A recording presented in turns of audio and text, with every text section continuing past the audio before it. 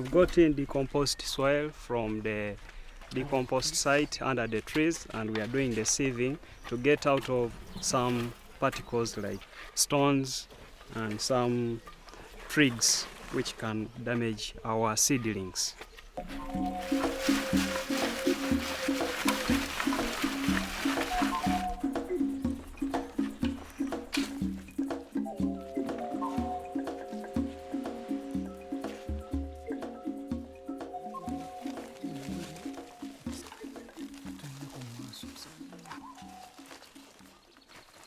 Okay, this is called potting.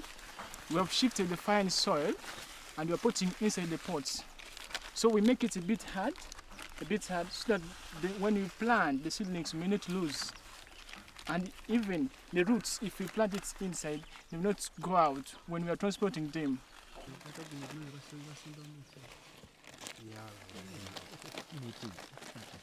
We have got in African mahogany seeds. We collected them locally from our surrounding, and this is a slow growing species.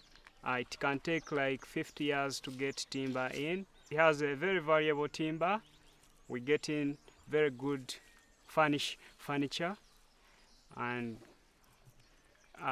even the doors, windows, and kitchen wardrobes. This is called jacaranda. It takes time to grow. It is useful for timber. It's a very big tree with beautiful flowers. It attracts bees and other insects. It's also useful for timber and firewood. This is a local tree grown in Africa, and it's called a nut tree. We get cooking oil from it. So if you grow it, it can take 4 to 5 years, and it's very good to grow very quickly. You can get income from it, very generating, and it has helped very many people from poverty. This is Lucina. It's a tree, it's a very good tree. It's good for fencing. If you fence it, you may not lack firewood at all, because each branch you cut, it will keep growing. It's good also for the soil. It can make soil fertile, and also animals can use it as food. So this is a Lucina tree. We have got in the jackfruit seedlings right away from the nursery bed, and I'm going to do the planting in our pots. We have already watered our pots. I'm going to make a hole in the pot.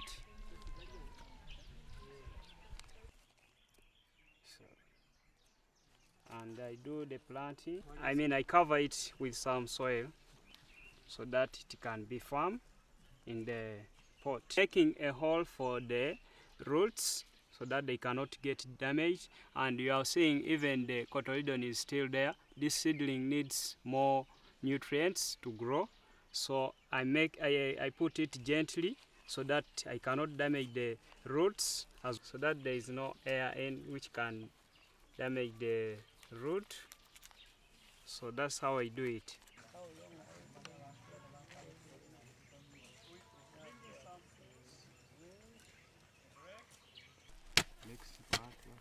Here we are in our initial stage of making a nursery bed.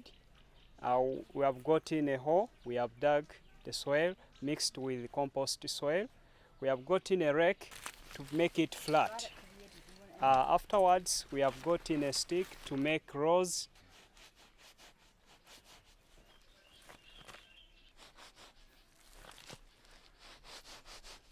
Where we will sprinkle in our seeds.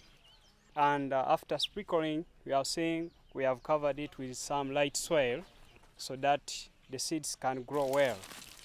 Afterwards, we water it. We are putting the sticks to protect the kitchen from destroying our seeds and some animals around. We shall keep on watering this nursery bed very early in the morning and the evening until our seeds get germinated. So here we are in the situation of where we can plant our tree. You have to dig a hole which will be enough for this tree to be in the middle enough. So in the hole you first make a good, if you have manure for the waste products of the animals, you can pour down, or you mix with some compost soil, like I'm doing. So after cleaning like this, you turn up the pot, just like this, and you put it exactly in the middle, such that there is no any damage. And you also cover it very well with some good compost soil, or in the cow dungs, which will act as manure. And on top of it, you put some, because you have already put some good soil down, so you put the topsoil also. Then you press it such that it doesn't get any damage of the roots. So after there, you can cover it with dry grass, like they have done here. The reason why we cover this with dry grass, to prevent much light or to increase the moisture. And after there, you can now water it, as I'm doing.